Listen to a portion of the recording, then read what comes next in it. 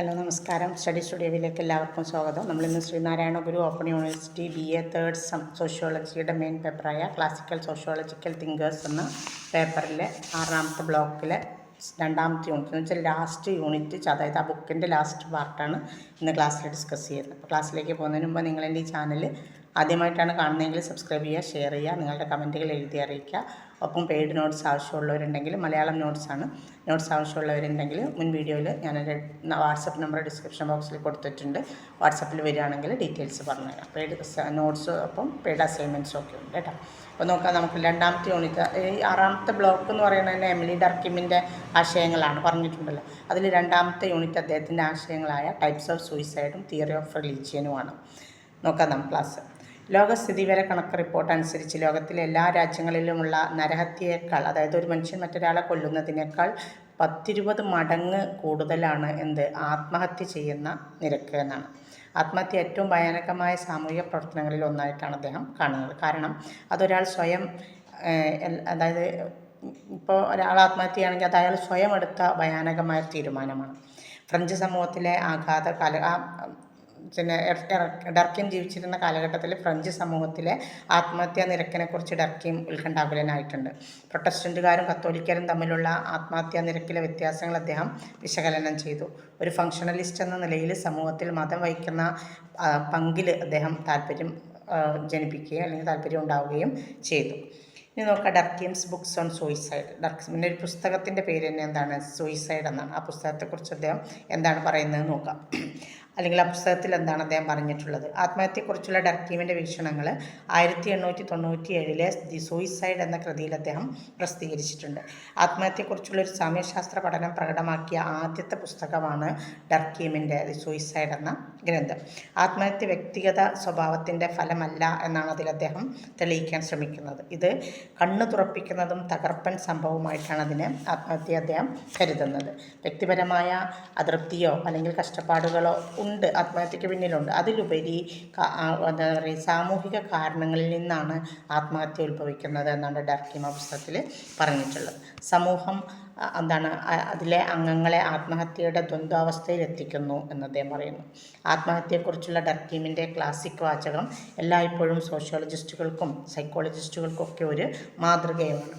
പ്രൊട്ടസ്റ്റന്റുകാരുടെയും കത്തോലിക്കരുടെയും ഇടയിലുള്ള ആത്മഹത്യാ നിരക്ക് ഡർക്കിം വിശകലനം ചെയ്തപ്പോൾ കത്തോലിക്കർക്കിടയിൽ ആത്മഹത്യാ നിരക്ക് കുറവാണ് എന്ന് അദ്ദേഹം കണ്ടെത്തി. എന്നാൽ പ്രൊട്ടസ്റ്റന്റുകാരുടെ ഇടയിൽ ആത്മഹത്യാ നിരക്ക് കൂടുതലുമാണ്. അപ്പോൾ അദ്ദേഹം പറയുന്നത് വെച്ചാൽ സാമൂഹിക നിയന്ത്രണത്തിൻ്റെയും സാമൂഹിക ഐക്യത്തിൻ്റെയും ശക്തമായ രൂപങ്ങൾ സാമൂഹിക ബന്ധത്തിന് വളരെ ഈ കൂട്ടരെ പ്രൊട്ടസ്റ്റന്റ് കത്തോലിക്കരെയൊക്കെ സഹായിച്ചതായിട്ട് അദ്ദേഹം സിദ്ധാന്തിച്ചു. പ്രൊട്ടസ്റ്റന്റുകാർക്ക് സാമൂഹിക ബന്ധം കുറവായിരുന്നു, അതുകൊണ്ട് അവർ ആത്മഹത്യാ പ്രവണതയ്ക്ക് കൂടുതൽ വിധേയരായി. ഇനി ആത്മഹത്യയെക്കുറിച്ചുള്ള ഡർക്കിമിൻ്റെ കൃതിയുടെ പ്രധാന വശങ്ങൾ എന്തൊക്കെയാണെന്ന് നോക്കാം. ഒന്നാമത് അദ്ദേഹം പറയുന്നത് ആത്മഹത്യാ സിദ്ധാന്തത്തിൻ്റെ തത്വങ്ങളാണ്. അതിൽ പറയുന്നത് 2 തത്വങ്ങളാണ് ഡർക്കിം, 2 പ്രധാന അടിസ്ഥാന തത്വങ്ങളാണ് അദ്ദേഹം കാണുന്നത്. ആത്മഹത്യാ നിരക്ക് സമൂഹത്തിൽ അതിൻ്റേതായ പ്രവർത്തനമുണ്ട് എന്നാണ് അദ്ദേഹം ആദ്യം പറയുന്ന കാര്യം. ഇത് അംഗങ്ങളുടെ സാമൂഹിക ബന്ധങ്ങളുടെയും സമഗ്രതയോടും സാമ്യമുള്ളതാണ്. 2ാമത്തെ തിയറിയായിട്ട് അദ്ദേഹം പറയുന്നത് സാമൂഹിക ബന്ധങ്ങൾ വ്യത്യാസപ്പെടുന്നു, അതായത് വർദ്ധിക്കുന്നു അല്ലെങ്കിൽ ബന്ധങ്ങൾ വഷളാകുന്നു, 2 സംഭവിക്കാം. സാമൂഹിക സമഗ്രതയിലെ ഏറ്റക്കുറച്ചിലുകൾ ആത്മഹത്യയുടെ വർധനവിന് കാരണമാകും. അതായത് സാമൂഹിക ബന്ധങ്ങൾ കുറഞ്ഞാലും കൂടി വഷളായാലും ആത്മഹത്യയിലേക്ക് നയിച്ചേക്കാം എന്നാണ്. അതിലദ്ദേഹം പറയുന്നത് 2ാമത്തെ കാര്യം. ഇപ്പോൾ 1ാമത്തെ കാര്യത്തിൽ 2 തത്വങ്ങളാണ്. 2ാമത്തെ വശം വ്യക്തികൾ തമ്മിലുള്ള ബന്ധമാണ്. ആത്മഹത്യയിൽ നിന്ന് വിട്ടു നിൽക്കാൻ വൈകാരിക ബന്ധം അനിവാര്യമാണ് എന്ന് ഡർക്കിം കണ്ടെത്തി. റൊമാൻറ്റിക് അല്ലെങ്കിൽ കുടുംബ ബന്ധങ്ങളുള്ള ആളുകൾ ആത്മഹത്യാ നിരക്ക് അത്തരക്കാരിൽ കുറവായിരിക്കും. കുട്ടികളുള്ളവരിലും ആത്മഹത്യാ നിരക്ക് കുറവാണ്. സിവിലിയന്മാരെക്കാൾ കൂടുതൽ ആത്മഹത്യാ നിരക്കുള്ളത് സൈനികരിലാണ് എന്നും ഡർക്കിം കണ്ടെത്തിയിട്ടുണ്ട്. അദ്ദേഹം കണ്ടെത്തിയൊരു വസ്തുത, സമാധാന കാലത്ത് സൈനികരുടെ ആത്മഹത്യാ നിരക്ക് യുദ്ധകാലത്തേക്കാൾ കൂടുതലാണ് എന്നാണ്. ഇനി 3ാമത് അദ്ദേഹം പറയുന്ന തലം സാമൂഹിക ഏകീകരണമാണ്. മാനസികവും വ്യക്തിപരവും വൈകാരികവുമായ ഘടകങ്ങൾ ആത്മഹത്യക്ക് കാരണമായേക്കാം എന്ന് ഡർക്കിം പറയുന്നു. എങ്കിലും ആത്മഹത്യയുടെ കാരണങ്ങൾ പരിശോധിക്കുമ്പോൾ സാമൂഹിക ഘടകങ്ങൾ ഒരു പ്രധാന പങ്ക് അതിൽ വഹിക്കുന്നുണ്ട്. സാമൂഹികമായ ശിഥിലീകരണ അംഗങ്ങളെ അജ്ഞാതമായ ഒരവസ്ഥയിലേക്ക് എത്തിക്കും. അതൊടുവിൽ ആത്മഹത്യയിൽ കലാശിക്കും. ഒരു വ്യക്തി സാമൂഹികമായി സമന്വയിക്കപ്പെടുമ്പോൾ അയാൾക്ക് പൊതുവായുള്ളൊരു വികാരമുണ്ടാകും. ഈ സാഹചര്യത്തിൽ അല്ലെങ്കിൽ ഈ സന്ദർഭത്തിൽ അയാൾക്ക് പൊതുവായ ഒരു വികാരമുണ്ട്. ഈ സാഹചര്യത്തിൽ അല്ലെങ്കിൽ ഈ സന്ദർഭത്തിൽ ജീവിതം അർത്ഥവത്വമാണ്. അപ്പോൾ സാമൂഹിക ഏകീകരണം ഇല്ലാതാകുമ്പോൾ ആളുകൾക്ക് ജീവിതം നയിക്കാനുള്ള ആഗ്രഹം നഷ്ടപ്പെടും. അവരെ അത് ആത്മഹത്യയിലേക്ക് നയിക്കും. ഇനി salient features of Durkheim's suicide theory. ഡർക്കീമിൻ്റെ ആത്മഹത്യാ സിദ്ധാന്തത്തിൻ്റെ പ്രധാന സവിശേഷതകൾ പോയിൻ്റായിട്ട് തന്നെ പറയാം. ഫസ്റ്റ് പോയിൻ്റ്, സ്ത്രീകളെക്കാൾ കൂടുതൽ ആത്മഹത്യ ചെയ്യുന്നത് പുരുഷന്മാരാണ്. ഇനി അദ്ദേഹം പറയുന്നത് കുട്ടികളില്ലാത്ത വിവാഹിതരായ സ്ത്രീകൾ ഉയർന്ന ആത്മഹത്യാ പ്രവണത കാണിച്ചു. പിന്നെ ഒരു അദ്ദേഹം പറയുന്ന കാര്യം, അവിവാഹിതരായ പുരുഷന്മാരാണ് ലൈംഗിക ശാരീരിക ബന്ധങ്ങളിൽ ഏർപ്പെടുന്നവരെക്കാൾ കൂടുതൽ ആത്മഹത്യ ചെയ്യുന്നത്. ഇനി ഒന്ന്, കുട്ടികളുള്ളവരെക്കാൾ ആത്മഹത്യ ചെയ്യുന്നത് കുട്ടികളില്ലാത്തവരാണ്. മറ്റൊന്ന് അദ്ദേഹം പറയുന്നു, സാധാരണക്കാരെക്കാൾ കൂടുതൽ സൈദ്ധാന്തികരാണ് അല്ലെങ്കിൽ സൈനികരാണ് ആത്മഹത്യ ചെയ്യുന്നത്. ഇനി ഒന്ന്, ഉയർന്ന വിദ്യാഭ്യാസ നിലവാരം ആത്മഹത്യാ പ്രവണതയ്ക്ക് നേരിട്ട് ആനുപാതികമാണ് എന്നും പറയുന്നുണ്ട്. ഇനി ഒന്ന്, മതം ആളുകളെ ആത്മഹത്യയിൽ നിന്ന് തടയുന്നു. അതിനൊരു ഉദാഹരണവും അദ്ദേഹം പറഞ്ഞിട്ടുണ്ട്. അതാണ്, യഹൂദർ പൊതുവെ ഉയർന്ന വിദ്യാഭ്യാസമുള്ളവരായിരുന്നെങ്കിലും ആത്മഹത്യാ നിരക്ക് അവരുടെ ഇടയിൽ കുറവായിരുന്നു.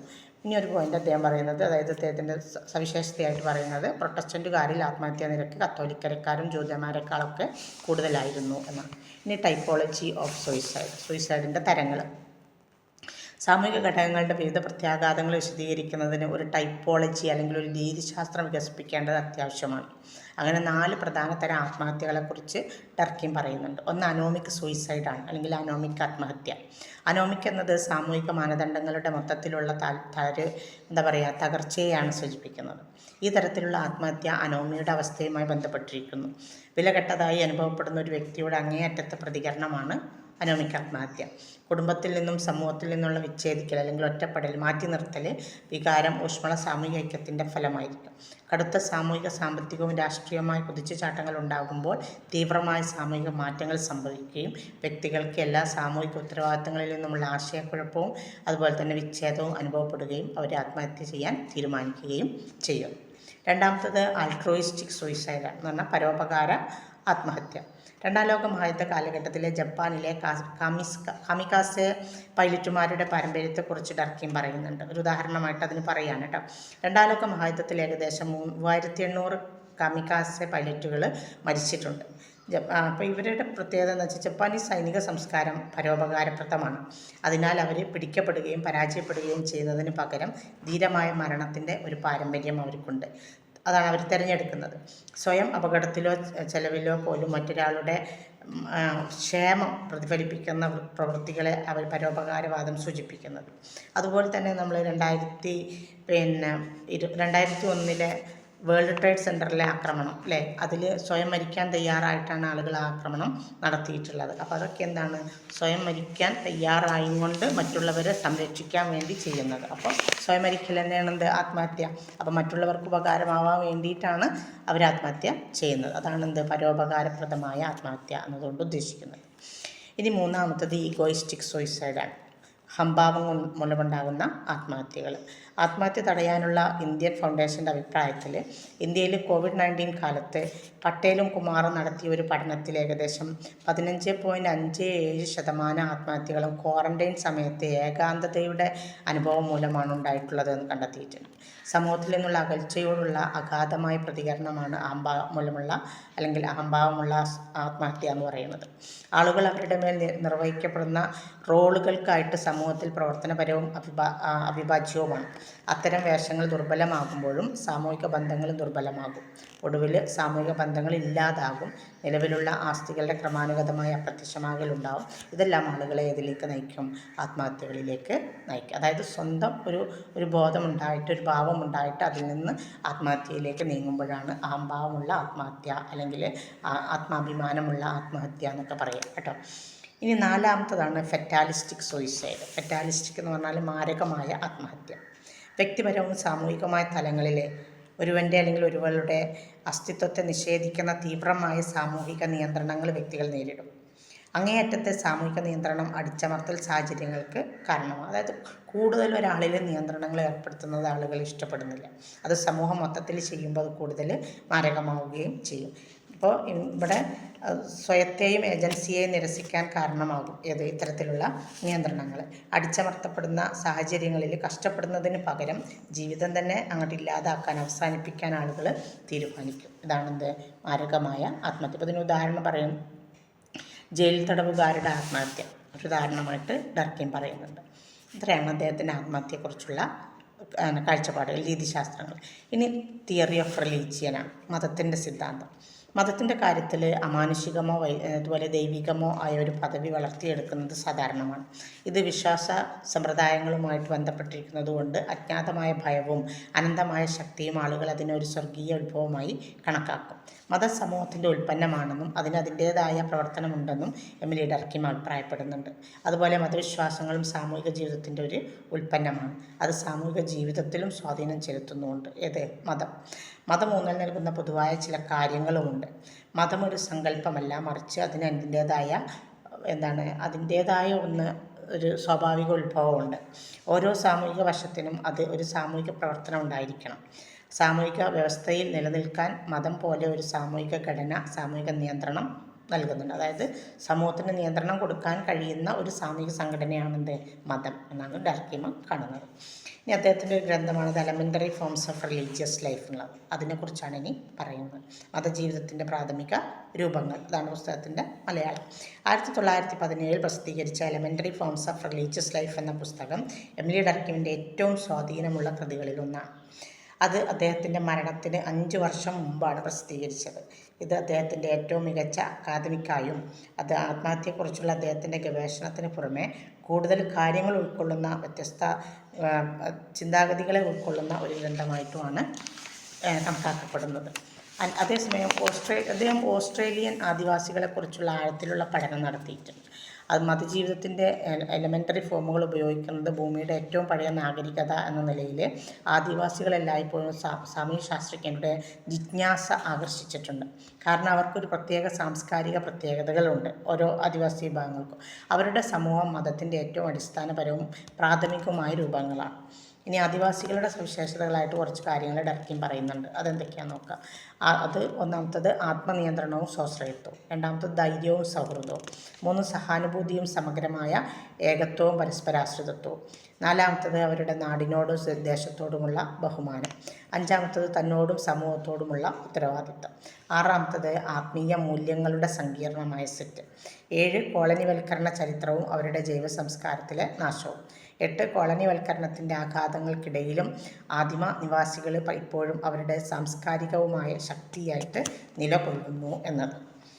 ഡർക്കീമിൻ്റെ പുസ്തകത്തിൽ അതിൻ്റെ ഉപസംഹാരത്തിൽ വളരെ സാമൂഹികമായ ഒന്നായിട്ടാണ് അദ്ദേഹം മതത്തെ കാണുന്നത്.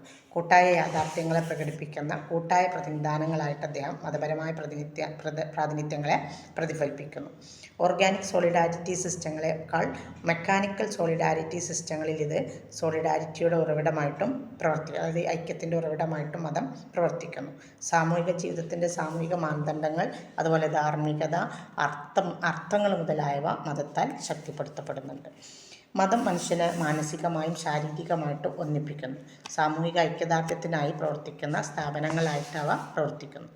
അങ്ങനെ മതം സമൂഹത്തിലെ അംഗങ്ങൾക്കിടയിലുള്ള കൂട്ടായ ധാർമ്മികതയെയും വിശ്വാസങ്ങളെയും വീണ്ടും ശക്തിപ്പെടുത്തും. തൻ്റെ അക്കാദമിക് ജീവിതത്തിലുടനീളം ഡർക്കീം സാമൂഹിക ഐക്യത്തിലും ഘടകങ്ങളുടെ പ്രവർത്തനങ്ങളിലും ശ്രദ്ധാലുവായിരുന്നു. ഒരു മതം എന്നത് വിശുദ്ധമായ കാര്യങ്ങളുമായിട്ട് ബന്ധപ്പെട്ടതാണെന്നാണ് അദ്ദേഹം കണക്കാക്കുന്നത്. ഇനി അദ്ദേഹത്തിൻ്റെ സാക്രഡ് ആൻഡ് പ്രൊഫൈൻ, പവിത്രവും അശുദ്ധവുമായ ചിന്താഗതിയെക്കുറിച്ച്. വിവിധ സംസ്കാരങ്ങൾക്കിടയിലെ ചില പൊതുവായ പ്രാഥമിക രൂപങ്ങൾ ഡർക്കീം തിരിച്ചറിഞ്ഞു. അമാനുഷിക മണ്ഡലം പൊതുവായി എല്ലാ മതങ്ങളിലും ഉള്ളതല്ല. എന്നാൽ എല്ലാ മതങ്ങളും പൊതുവായി കാണുന്ന ഒരു വസ്തുത പെരുമാറ്റത്തെ 2 വിഭാഗങ്ങളാക്കി തിരിക്കുക എന്നതാണ്. ഏതൊക്കെയാണ്? പവിത്രവും അശുദ്ധവുമാണ് ആ 2 വിഭാഗങ്ങൾ. മതത്തിൻ്റെ പവിത്രമായ വശങ്ങൾ, മതപരമായ ആചാരങ്ങൾ, ആദരണീയ വസ്തുക്കൾ, മതപരമായ പെരുമാറ്റങ്ങൾ എന്നിവയിൽ ഒതുങ്ങും. എന്നാൽ മതപരമായ പ്രവർത്തനമോ മതപരമായ അർത്ഥമോ ഇല്ലാത്ത എല്ലാ കാര്യങ്ങളും മതപരമായിട്ട് അശുദ്ധമായതിലാണ് ഉൾപ്പെടുന്നത്. പവിത്രവും അശുദ്ധവുമായ ഈ 2 വിഭാഗങ്ങളും കർശനമായി നിർവചിക്കുകയും വേർതിരിക്കുകയും ചെയ്യുന്നുണ്ട്. എന്നാൽ അവ പരസ്പരം ഇടപഴകുകയും നിലനിൽപ്പിന് വേണ്ടി പരസ്പരം ആശ്രയിക്കുകയും ചെയ്യുന്നുണ്ട് എന്ന് ഡർക്കീം പറയുന്നു. ആരാധനാലയങ്ങളിലെ പ്രവൃത്തികൾ പവിത്രമാണ്. ധാർമ്മിക ശ്രേഷ്ഠതയോ ബഹുമാനമോ ഉള്ള സാമൂഹിക ജീവിതത്തിൻ്റെ വശങ്ങളും അവ ഉൾക്കൊള്ളുന്നുണ്ട്. സാമൂഹിക ജീവിതത്തിലെ പവിത്രത്തിൻ്റെ സവിശേഷതകൾ വ്യത്യസ്ത സംസ്കാരങ്ങളിൽ വ്യത്യസ്തമാണ്. ലൗകിക പ്രവർത്തനങ്ങളിൽ അതുമായി ബന്ധപ്പെട്ട വശങ്ങൾ ഉൾക്കൊള്ളുമ്പോൾ അത് അശുദ്ധമായിട്ട് കണക്കാക്കുകയും ചെയ്യുന്നു. ചില പെരുമാറ്റങ്ങളും മൃഗങ്ങളും വസ്തുക്കളൊക്കെ പവിത്രമായി മാറാറുണ്ടല്ലോ. അതേപോലെ തന്നെ എന്താണ് ഇപ്പോൾ അശുദ്ധമായത് എന്താണ്, അങ്ങനെ പവിത്രമല്ലാത്തതെല്ലാം എന്താണ് അശുദ്ധ. അതായത് ലൗകിക സുഖങ്ങൾക്ക് വേണ്ടി ചെയ്യുന്ന എല്ലാം എന്താണ് അശുദ്ധമായിട്ടാണ് കണക്കാക്കുന്നത്. പവിത്രവും അശുദ്ധവുമായ ആദർശങ്ങൾ ദൈനംദിന നിലനിൽപ്പിനെ മറികടക്കുന്ന ഒന്നാണ്. പവിത്രത്തിൻ്റെ വശങ്ങൾ അസാധാരണവും അപകടകരവും ശ്രദ്ധേയവും ഭയം സൃഷ്ടിക്കുന്നതുമാണ്. പ്രത്യേകത, അതായത് നമുക്ക് ഇത് ചെയ്തില്ലെങ്കിൽ നമുക്ക് ശിക്ഷയുണ്ട് എന്നൊക്കെ പറഞ്ഞ് നമ്മൾ ഭയപ്പെടുത്തുന്ന കാര്യങ്ങളൊക്കെ എന്താണ് പവിത്രത്തിൻ്റെ ഭാഗമാണ്. വസ്തുക്കളുടെ ആവൃത്തി, ഉപയോഗക്ഷമത, പരിചയം എന്നിവയുടെ ദൈനംദിന മനോഭാവം അശുദ്ധിയായതുകൊണ്ട് വിശുദ്ധമാവാത്ത വസ്തുക്കളൊക്കെ എന്താണ് അശുദ്ധമായതായിട്ടാണ് കണക്കാക്കുന്നത്. ചുരുക്കത്തിൽ ആത്മഹത്യയും മതവും സാമൂഹികമായി ഉൽപ്പാദിപ്പിക്കുന്ന വശങ്ങളാണ് എന്നാണ് ഡർക്കീം ഉറപ്പിച്ചു പറയുന്നത്. ആത്മഹത്യാ നിരക്കുകൾ ഗ്രൂപ്പിൻ്റെ നിയമങ്ങളെയും സാമൂഹിക മാനദണ്ഡങ്ങളെയും വ്യക്തികളുടെ യോജിപ്പിൻ്റെയും അളവുമായിട്ട് ബന്ധപ്പെട്ടിരിക്കുന്നുവെന്നും അദ്ദേഹം വാദിച്ചു. മോശമായി നിയന്ത്രിക്കുന്ന സാമൂഹിക ഗ്രൂപ്പിലോ ജീവിക്കുന്നത് ആത്മഹത്യാ പ്രവണത വർദ്ധിപ്പിക്കും. പവിത്രതയും അശുദ്ധിയുമായതിനെക്കുറിച്ച് അദ്ദേഹം ചർച്ച ചെയ്യുമ്പോൾ അതിൻ്റെ ഈ വശങ്ങൾ അവരോട് വളരെ അധികം പ്രതികരിക്കുന്നുണ്ടോ എന്നും അദ്ദേഹം നിരീക്ഷിക്കുന്നുണ്ട്. വിശുദ്ധ വസ്തുക്കളുടെ ഒരിക്കലും സ്വീകരിക്കാൻ കഴിയില്ല. വിവിധ മതങ്ങൾക്കനുസരിച്ച് അതിൻ്റെ വ്യാപ്തി അനിശ്ചിതമായിട്ട് അങ്ങനെ വ്യത്യാസപ്പെട്ടുകൊണ്ടിരിക്കും. പവിത്രമായതിൻ്റെ പ്രാധാന്യം പൂർണ്ണമാവുകയും അത് അശുദ്ധമായതിൽ നിന്ന് വ്യത്യാസത്തിൻ്റെ ഘട്ടത്തിലേക്ക് മാറുകയും ചെയ്യും. ഇത്രയാണ് ഈ ഒരു യൂണിറ്റിൽ അല്ലെങ്കിൽ ഈ ഒരു പുസ്തകത്തിൽ നമുക്ക് പഠിക്കാനുള്ളത്. നമുക്ക് അടുത്ത ഒരു വിഷയവുമായിട്ട് അടുത്ത വീഡിയോയിൽ കാണാം. Okay, thanks.